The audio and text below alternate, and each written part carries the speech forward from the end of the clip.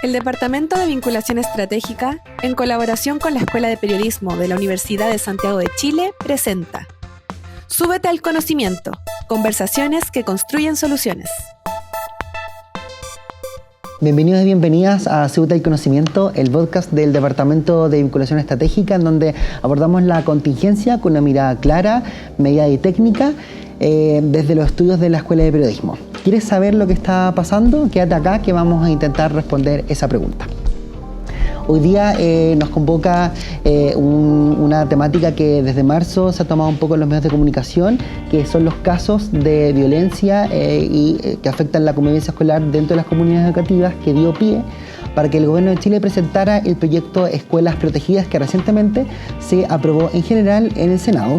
Y para eso hoy día nos acompaña Rodrigo Rojas, académico de la Escuela de Psicología, y también es psicólogo escolar, investigador y consultor en salud mental escolar y ciencias de implementación. Así que bienvenido, felices de tenerte acá, aquí en el estudio de televisión de la Escuela de Periodismo. Y para entrar de lleno en la temática, primero nos gustaría situar un poco esto. Como explicaba recientemente, hay un contexto que rodea los ánimos de las comunidades escolares que dan pie para que el gobierno presente este proyecto. Entonces, en Chile hoy día, en las comunidades escolares, pensando en colegios, en universidades, ¿hay crisis de convivencia escolar? ¿Hay problemas de violencia escolar? Sabemos que hay casos que evidentemente han pasado. ¿Cuál es tu diagnóstico al respecto y qué origina este clima de violencia, digámoslo así? Sí, ahí hay que distinguir varios conceptos, ¿no? Este de crisis, por ejemplo. La crisis es un evento inesperado que viene a romper la dinámica habitual de un contexto o una comunidad. Entonces, si hablamos de crisis, entonces estamos hablando de que hay un cierto evento, ¿no? Claro. Y este evento desordena, ¿no? Desorganiza la comunidad, lo que genera entonces que haya mucha angustia, haya muchas sensaciones incluso de congelamiento para algunos miembros. Y ese evento, entonces, hoy día estamos refiriéndonos al evento de violencia escolar, ¿no? Como que pareciera ser que antes no había violencia y que ahora sí hay violencia, y entonces esta violencia que existe, que aparece como un evento, genera esta ruptura, ¿no? Y ahí la pregunta es si es que antes no había violencia, ¿no? Y la investigación muestra que siempre en las dinámicas humanas ha existido lo que llamamos agresión, ¿no? De hecho, piensa que el 2006 fue uno de los primeros eventos importantes en el país que nos puso en discusión pública la necesidad de trabajar en estas dinámicas de las comunidades educativas. En el 2006 ocurrió el suicidio de una estudiante en Iquique que nos obligó a hablar de bullying, por ejemplo. De ahí para adelante hemos comenzado a observar distintos episodios que generan crisis, ¿no? Hace poco también el fallecimiento de una profesora en Antofagasta también genera la necesidad de hablar, por ejemplo, de la salud mental de los docentes. Ahora último, en Calama, el fallecimiento de una inspectora producto, ¿no?, de un ataque de arma blanca a un estudiante. Y que eso termina dando pie a que el gobierno presente y nuestra coyuntura. Que eso da pie, pero claro, allí habría que preguntarse si ese evento es un evento de violencia escolar o estamos frente a otro tipo de eventos, ¿no?, que ocurren. Y hay que distinguirte un par de cosas. Primero,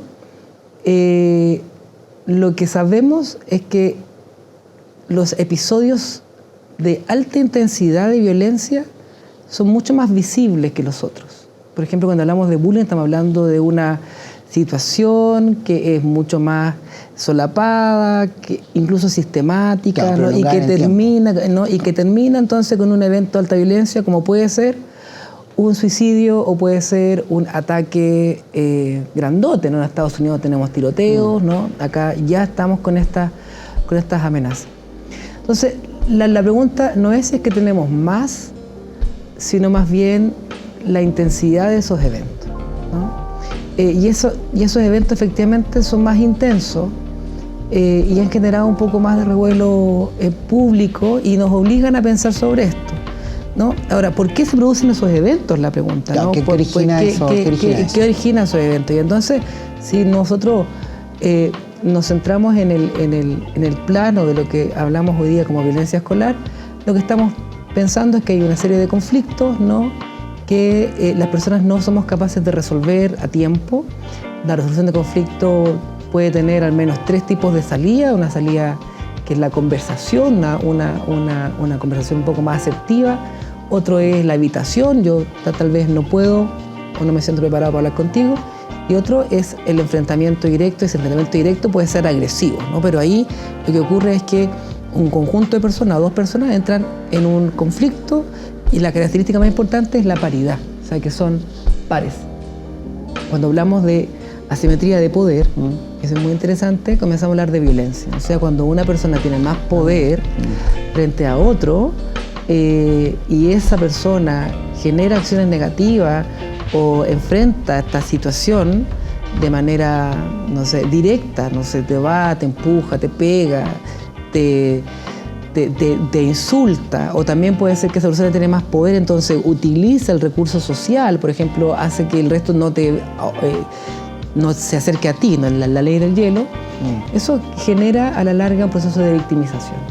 Y esa victimización va mermando la salud mental de los estudiantes, ¿no? Por eso es que es súper importante que cuando hablamos de violencia no olvidemos la salud mental.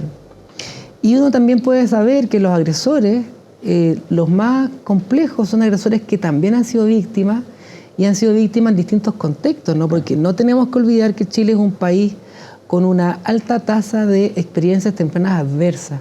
Muchos de nosotros, más del 60% de los chilenos, hemos vivido negligencia, abuso o maltrato. Entonces, y esa experiencia lo que genera finalmente es una impotencia en las personas que se tramita de distintas formas, ¿no? Entonces, ¿estamos frente a una crisis de violencia o estamos a una crisis de relación entre las personas? Claro, que eventualmente se refleja en las comunidades educativas porque un niño, una escolar, un adolescente está la mayoría del tiempo en el colegio y eventualmente lo que le pasa en la vida se puede manifestar en el colegio porque estamos conviviendo en ese espacio. No es un problema per se de la escuela propiamente tal. Y en ese espacio, la pregunta es cuál es el rol de la escuela, ¿no? La escuela tiene como misión última educar ciudadanos, ¿no? Y la ciudadanía tiene como principio fundamental el conflicto, ¿no? O sea, cuando hablamos de la democracia hablamos de posiciones distintas, ¿no? Entonces estamos hablando de una sociedad conflictiva.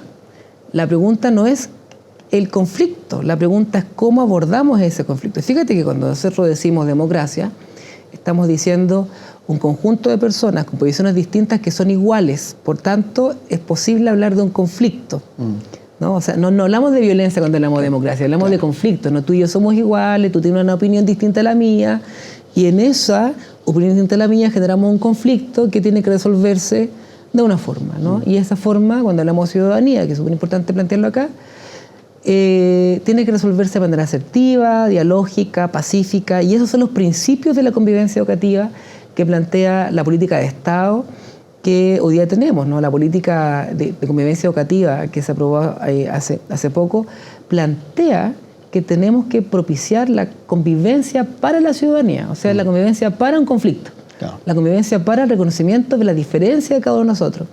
El problema es que no sabemos enfrentar los conflictos, el problema es que no tenemos las herramientas para poder conversar, y si no sabemos conversar, entonces pasan estas 2 cosas que te decía yo, ¿no?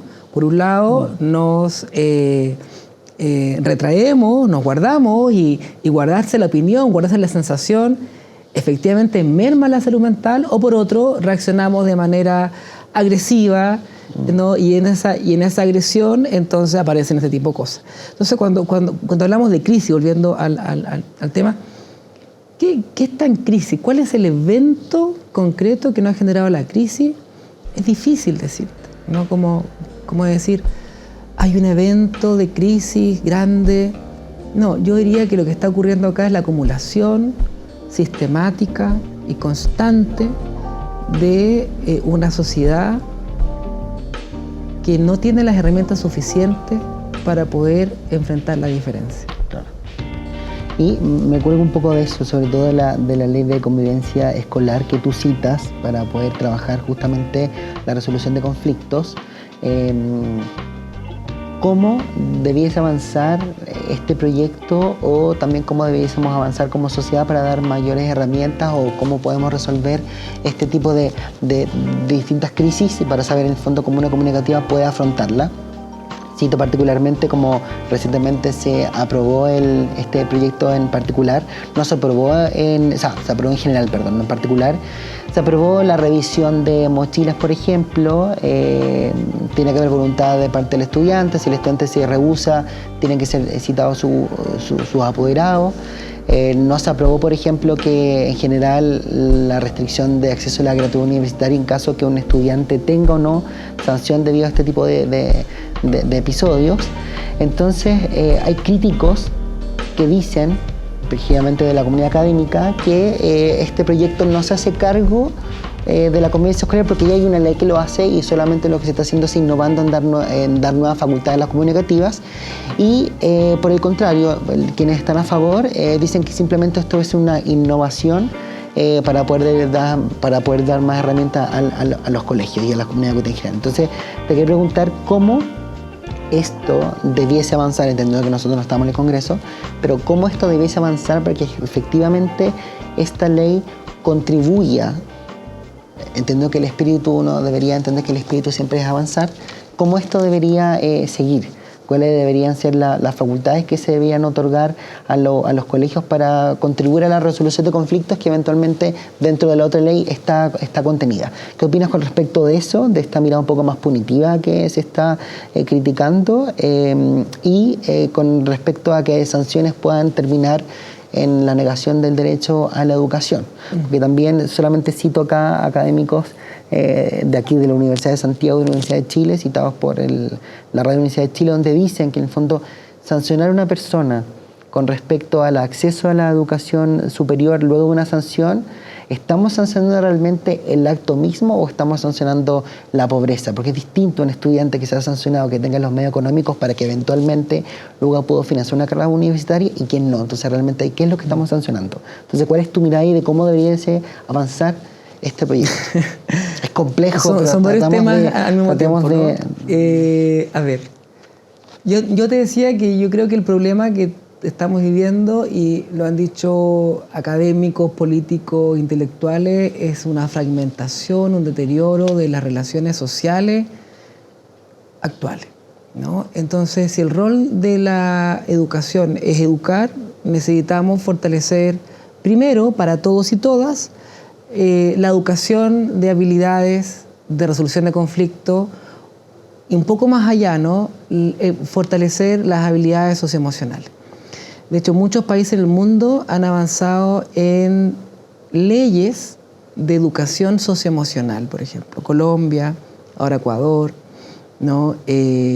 Países, por ejemplo, como Inglaterra, también ha avanzado en poner al centro la educación socioemocional, porque sabemos que si todos y todas tenemos la habilidad de ser consciente de quién soy, ser consciente del otro, tener habilidades sociales para resolver conflictos, tener claro lo que quiero, ser capaz de autorregularme, probablemente los conflictos que tengamos en la vida cotidiana en una sociedad como ciudadanos no escalen, ¿no? Claro.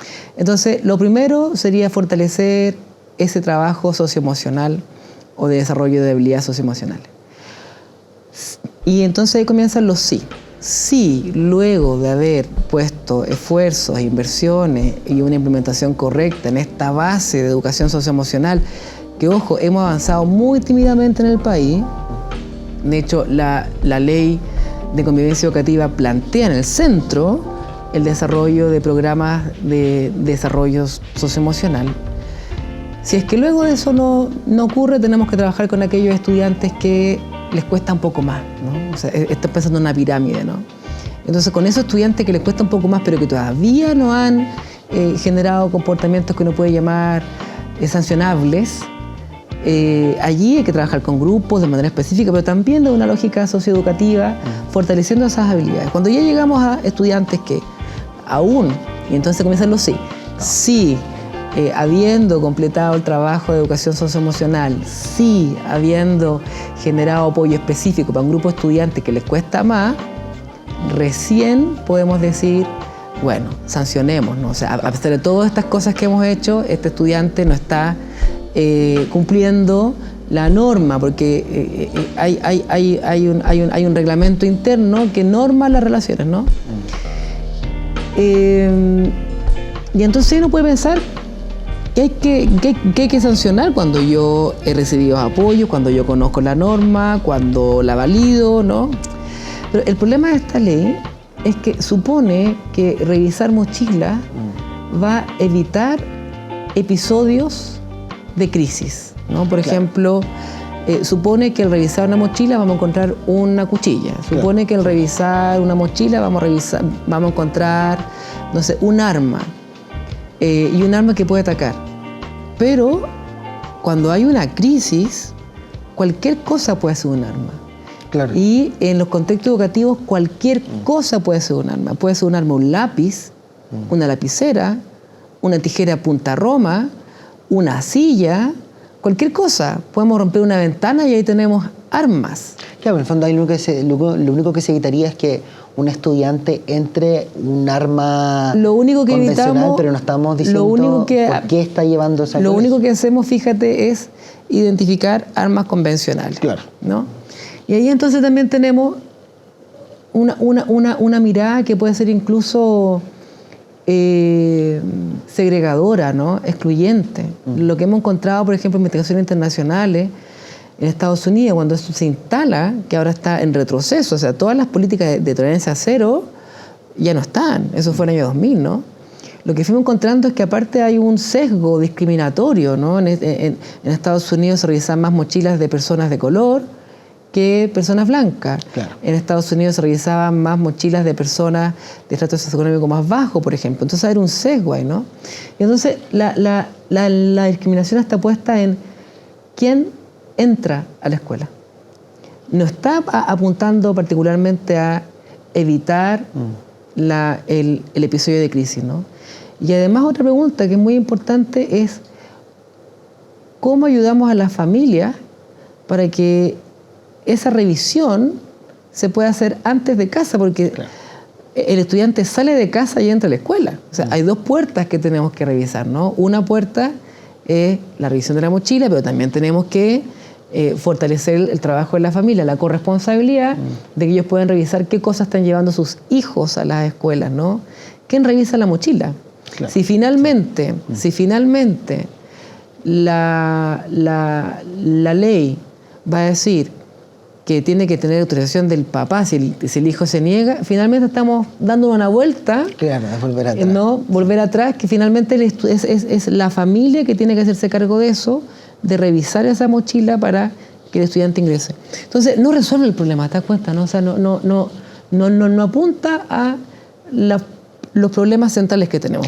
Solamente para aclarar que nos están viendo, que nos están escuchando, es que efectivamente el proyecto en general aprobó ciertas partes y donde dice que se pueden revisar las mochilas, y si el estudiante se niega, el colegio tiene que llamar a los padres para que los padres con él accedan a mostrar los bolsillos, las mochilas, y en caso de que se nieguen, se tienen que dar una notificación en la oficina de la niñez. Entonces, en el fondo, por eso Rodrigo dice que es como darse una vuelta, y también supone que no se tienen que revisar arbitrariamente por cuestiones de etnia, género, orientación, vestimenta, salvo que la vestimenta entorpezca la visibilidad del rostro.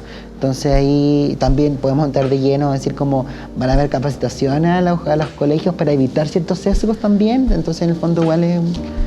Mira, déjame terminar con la idea, ¿no? Porque ¿cuáles son finalmente entonces las raíces de este problema que estamos teniendo? Las raíces tienen que ver con las relaciones entre las personas, las relaciones entre los estudiantes, las relaciones entre estudiantes y docentes, las relaciones entre padres y apoderados con sus hijos.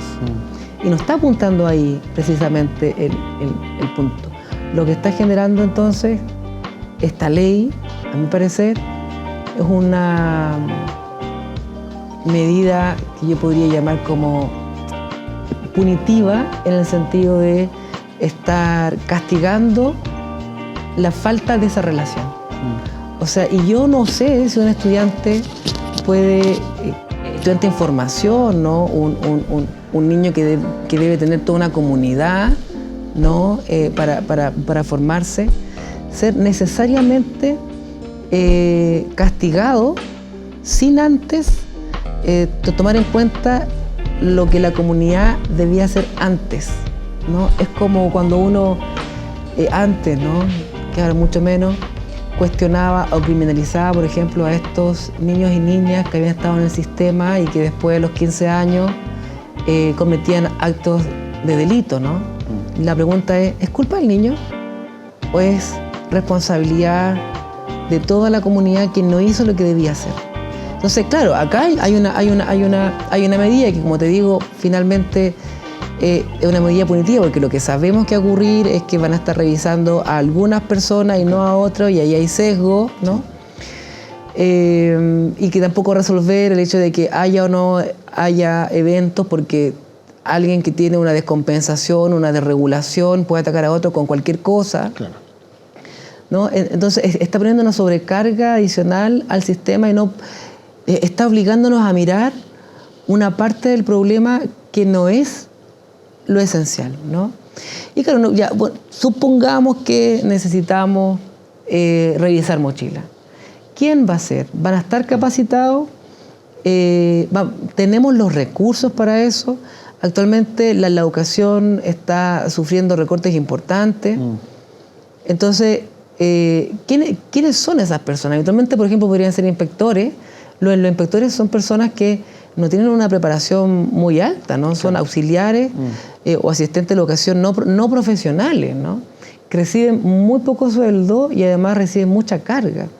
Entonces, no es una solución que venga a solucionar algo en concreto, claro, sino más bien creo que viene a poner más problemas, como cuáles la discriminación, la exclusión, pero por sobre todo creo también va a generar más desconfianza a una sociedad que lo que más necesita es confianza. Claro.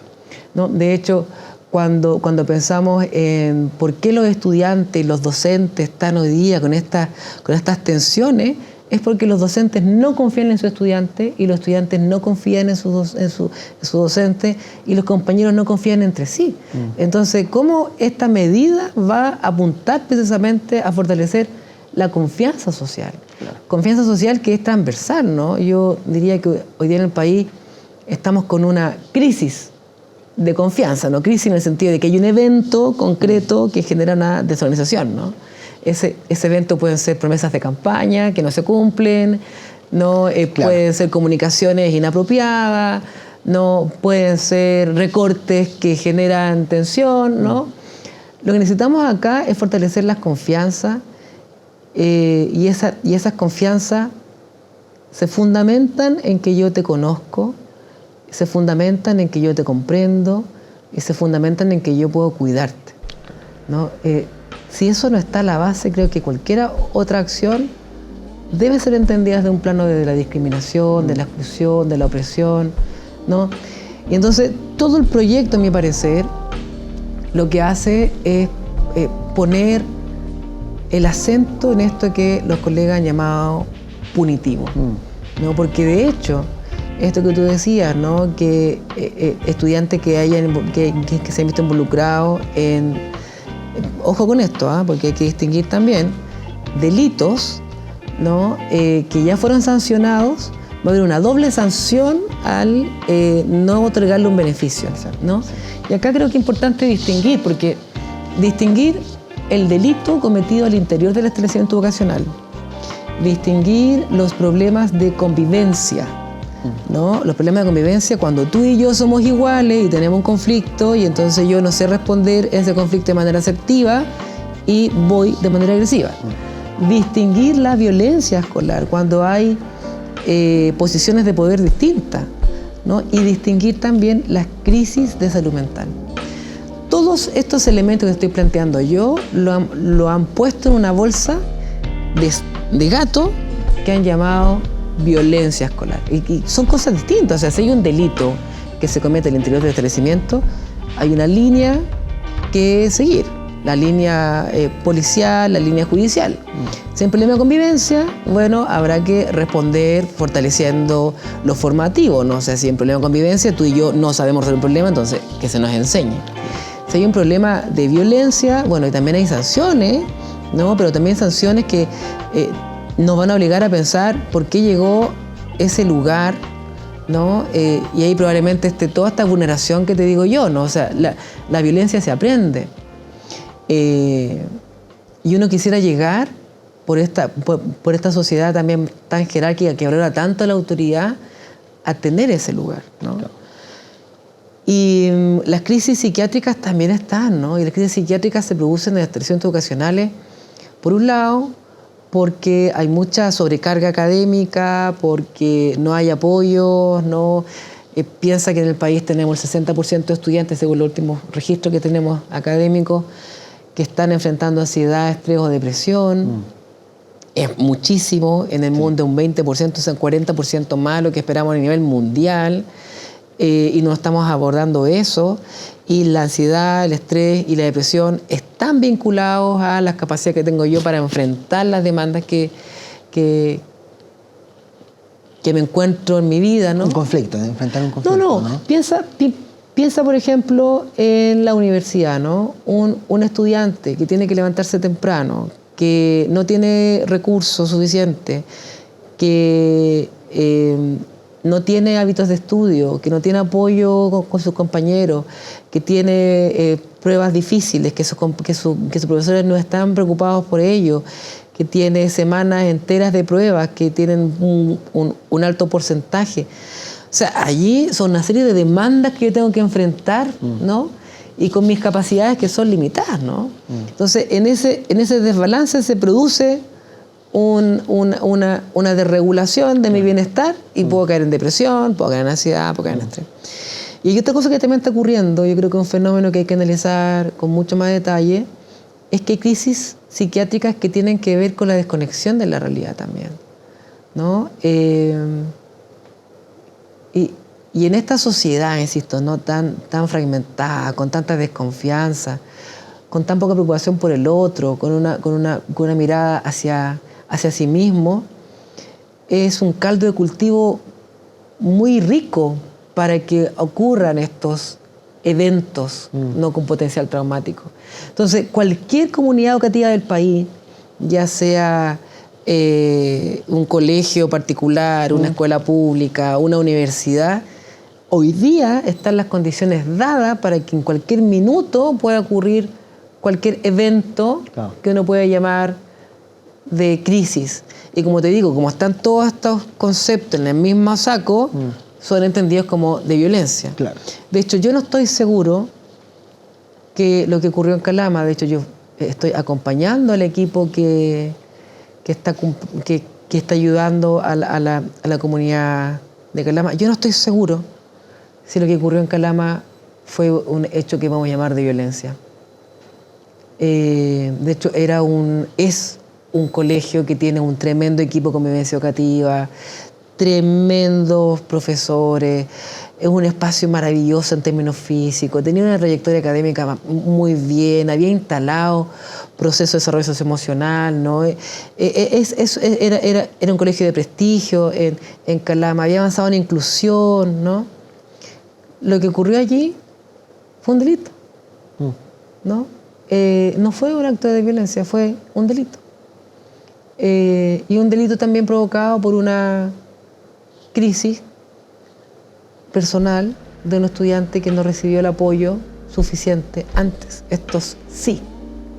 Entonces yo no puedo responsabilizar a una persona si es que, sabiendo todo lo que ya sabemos, espero que los que estén escuchando lo entiendan, cualquier comunidad educativa de cualquier nivel actualmente, dadas las condiciones sociales en las cuales estamos viviendo, tiene probabilidad de enfrentarse a este tipo de eventos, ¿no? Y entonces, ¿cómo esta ley viene a responder?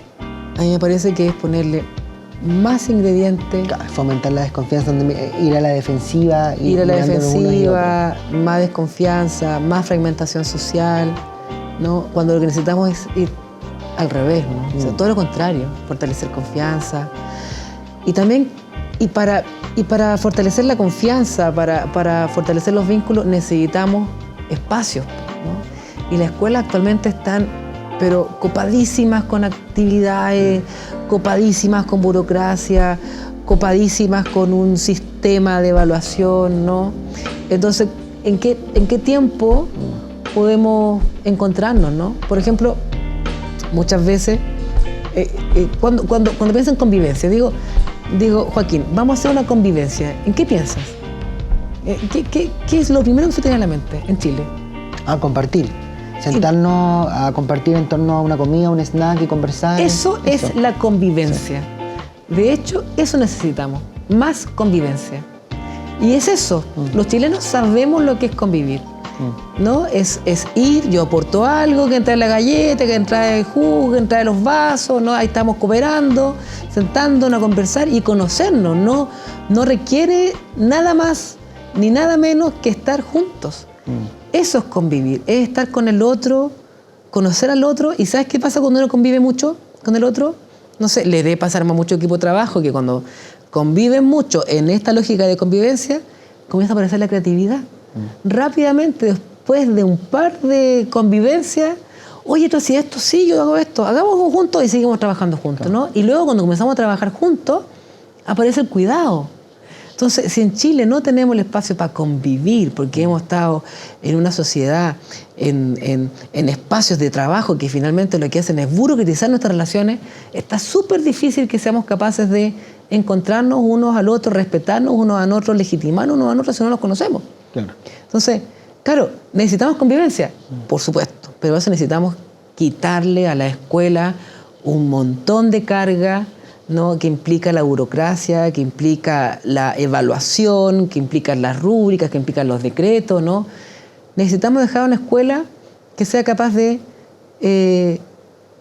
generar instancias donde sus miembros se conozcan, se valoren, colaboren, ¿no? Una comunidad educativa que fortalezca la confianza. En torno a eso de la confianza, esperamos también que en las comisiones haya confianza también por la comunidad académica que presenta evidencia internacional para que estos comentarios se recojan y se haga un proyecto lo más integral posible. Desde yo creo que siempre las intenciones son buenas, pero el mundo está lleno de buenas intenciones.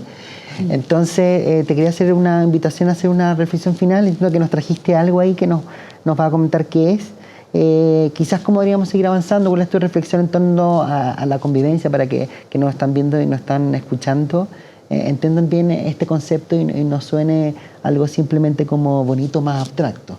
Entonces, cuéntanos qué nos trajiste y cómo podemos avanzar o qué cosas podemos nosotros replicar en nuestros entornos, no necesariamente tal vez en el entorno educativo, sino en nuestros ambientes de trabajo, con nuestros amigos, nuestra familia. ¿Cómo podemos avanzar en eso? Sí, tú bien dijiste el concepto de abstracto, ¿no? La Política Nacional de Convivencia Educativa tiene muchos conceptos muy interesantes, pero son muy abstractos, ¿no? Y entonces nosotros como Escuela de Psicología, con un proyecto financiado por el Ministerio de Educación, llevamos esos conceptos abstractos a manuales operativos, a decirle a las comunidades educativas qué cosa puede hacer y cómo, ¿no? Que como no son recetas, sino más bien son hojas de ruta, ¿no? Y algo que plantea la política de convivencia educativa es que tenemos que trabajar en distintos niveles porque las personas tienen distintas necesidades, ¿no? Entonces pensamos en una pirámide, donde la base tiene que ver con la cobertura para todos y la punta tiene que ver con qué tan personalizado o individualizado tiene que ser el trabajo. Si estamos trabajando la base, no estamos pensando en Juanito, estamos pensando en todos los estudiantes, ¿no? Pero cuando llegamos arriba estamos pensando directamente en Juanito, María, Josefina, ¿no? Porque tiene un nombre específico que ayudar. Entonces, la pirámide nos ayuda a ordenar eso, ¿no? Mayor cobertura, no hay un nombre específico para todos y todas, pero arriba sí hay, ¿no? Y entonces, lo que invitamos con estos manuales es a que las comunidades educativas piensen en cómo toda su gestión tiene que realizarse pensando en las necesidades de cuidado de cada estudiante, ¿no? Ahora, si me permite una última reflexión, yo creo que no necesitamos más. En el país tenemos mucho. De hecho, yo creo que necesitamos menos. ¿no? O sea, yo creo que lo que tenemos que hacer es quitar programas, quitar actividades, ¿no? Pero hacerlas mejor, hacerlas de mejor calidad. Y eso tiene que ver con implementación, ¿no? De hecho, el gran problema que tenemos en el país es que las escuelas no alcanzan a implementar de manera correcta y completa los propios planes que ellos se plantean. Claro. Entonces, si una comunidad educativa se propone un plan, para allá vamos, esto es lo que queremos hacer, y no alcanza a hacerlo porque tiene que hacer muchas otras cosas y aparte cosas emergentes, ¿no? Que les llegan del ministerio, que les llegan de acá, ¿no? Está difícil que podamos acompañar a una comunidad a realizar su sueño y su proyecto. Entonces, como reflexión final, yo creo que las escuelas necesitan tener mayor autonomía, tener menos cosas que hacer, hacerlas mejor y tener mucho más tiempo para hacer convivencias, ¿no? Porque las convivencias van a permitir que pasen 5 cosas que yo les ordeno, que yo les ordeno a las comunidades en términos mentales, ¿no? Conocerse, lo que va a permitir comprenderse, lo que va a permitir colaborar, lo que va a permitir crear en conjunto y finalmente cuidarse, ¿no? Pero todos estos puntos pensados como si fueran, digamos, una cadenita, el hilo que los une es la confianza, y he insistido mucho en eso porque creo que lo que necesitamos hacer de aquí en adelante es fortalecer la confianza entre todos. Confiar en los docentes, confiar en los estudiantes, confiar en la familia y no el espíritu que se ha instalado hoy día, que es un espíritu de desconfianza. Tanta desconfianza que tenemos que revisar tu mochila. Sí. Cuéntanos esta guía que hicieron, ¿dónde se puede encontrar? Sí, esta guía está en la página del Ministerio de Educación que se llama convivenciaparalaciudadanía.cl y está en una pestaña que se llama Salud Mental y Bienestar, parece, ¿no? Ahí la pueden encontrar, son 2 cuadernitos. Uno habla un poco de la racionalidad y el segundo ya da un poco más de ejemplo y son actividades que las comunidades educativas pueden realizar en torno a esto que estamos planteando, ¿no? Conversar, conocerse, trabajar en conjunto. Súper. Repitamos dónde está disponible. Sí, convivenciaparalaciudadanía.cl debe ser el del Ministerio de Educación. Y hay muchísimo más material. Este material que hizo la Universidad de Santiago de Chile, pero todas las universidades que participamos de ese proyecto hicimos materiales que están disponibles en la página para que sepan esa relación, ¿no?, que ha tenido la academia chilena con el fortalecimiento de la convivencia educativa, ¿no? O sea, hasta el año pasado, por lo menos 15, una universidad de cada región estuvo acompañando al Ministerio de Educación a pensar, generar materiales para promover una convivencia educativa que fortalezca la ciudadanía del país. Súper. Muchas gracias, Rodrigo. Muchas gracias a ti. Ya saben, convivencia... no, se me fue. Convivencia para la ciudadanía. Convivenciaparalaciudadanía.cl o poner eso en el buscador para que puedan acceder a este material y seguir ahondando en esto y aprovechar el material que dispone la universidad y el Ministerio de Educación para todas las comunidades. Y de esta manera cerramos nuestro primer capítulo de Súbete al Conocimiento. Y nos volvemos a encontrar acá mismo en los estudios de la Escuela de Periodismo para otra conversación sobre contingencia con una mirada técnica, clara y mediada. Si les gustó el video, nos pueden dar like acá a través del canal de YouTube oficial de la Vicerrectoría de Vinculación con el Medio y también estamos disponibles en Vinculusats en Spotify para que lo puedan compartir y lo puedan revisitar. Súbete al conocimiento. Conversaciones que construyen soluciones.